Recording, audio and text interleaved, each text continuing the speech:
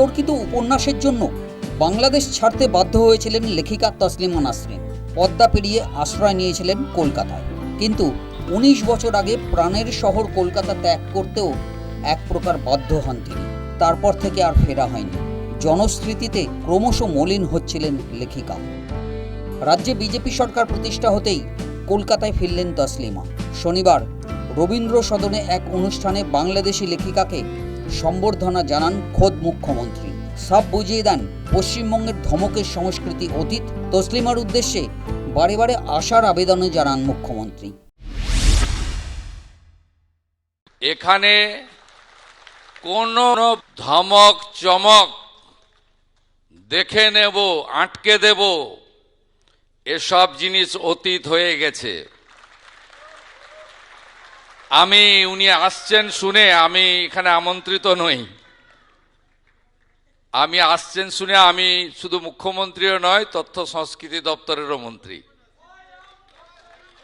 আমি উনাকে স্বাগত জানালাম বন্দে মাতরমের ১৫০ ঋষি বঙ্কিমচন্দ্রের ছবি দিয়ে। পশ্চিমবঙ্গে আপনি স্বাগত। আপনি লেখিকা, আপনার লেখা সবাই পড়ে, আপনার গুণগ্রাহীর সংখ্যা প্রচুর।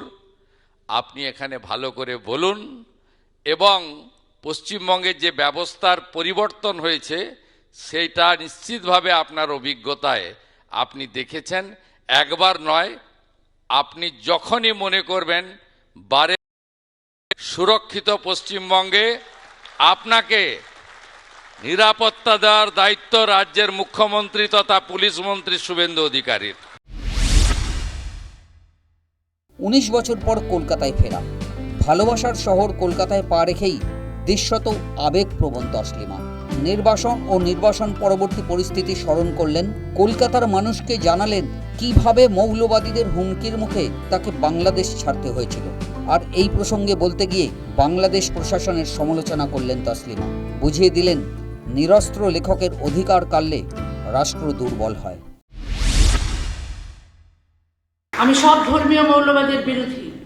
ইসলামী মৌলবাদের বিরুদ্ধে আমি বেশি সরব, কারণ শৈশব থেকেই একে খুব কাছ থেকে দেখেছি। আমি সব ধর্মের মৌলবাদকে এক কাতারে রাখি না। অন্যান্য ধর্মের মৌলবাদের কথা বলে ইসলামী মৌলবাদকে আড়াল করি না।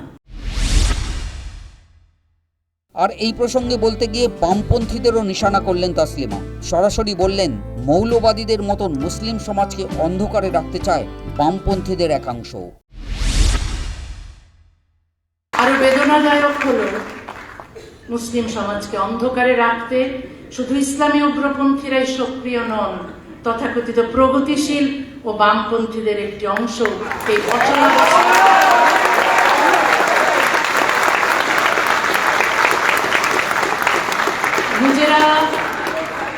নিজেরা বাক স্বাধীনতা ও নারী পুরুষের সমানাধিকার ভোগ করেও ইসলামের সমালোচক ও সংস্কারকদের তারা মুসলমান বিদ্বেষী আখ্যা দেন।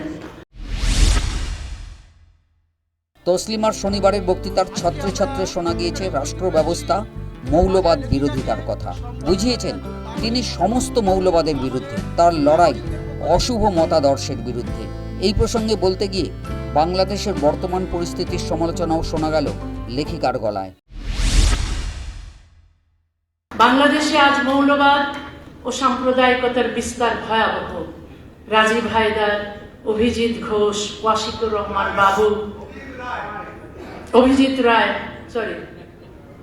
রহমান বাবু, অনন্ত বিজয় দাস,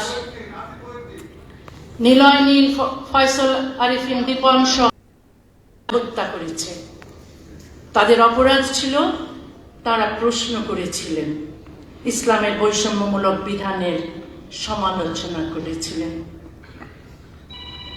অবিশ্বাসীদের দমন এবং বাক স্বাধীনতার পর আক্রমণের সত্য তুলে ধরেছিলেন। তাদের হত্যা করে সমাজকে একটি বার্তা দেওয়া হয়েছে, প্রশ্ন করলে মৃত্যু, নীরব থাকলে জীবন। আমি সেই শর্ত মানি না। যে জীবন নীরবতার বিনিময়ে কিনতে হয় সেটি স্বাধীন জীবন নয়। উল্লেখ্য, অগাস্টেই বাংলাদেশ ছাড়তে বাধ্য হয়েছিলেন শেখ হাসিনা। কার্যত বিপ্লব ঘটিয়ে সেই অগাস্টেই তসলিমার কলকাতায় প্রত্যাবর্তন। তসলিমার কাছে আগস্ট যে প্রত্যাবর্তনের মাস তার বলার অপেক্ষা রাখে না। News time.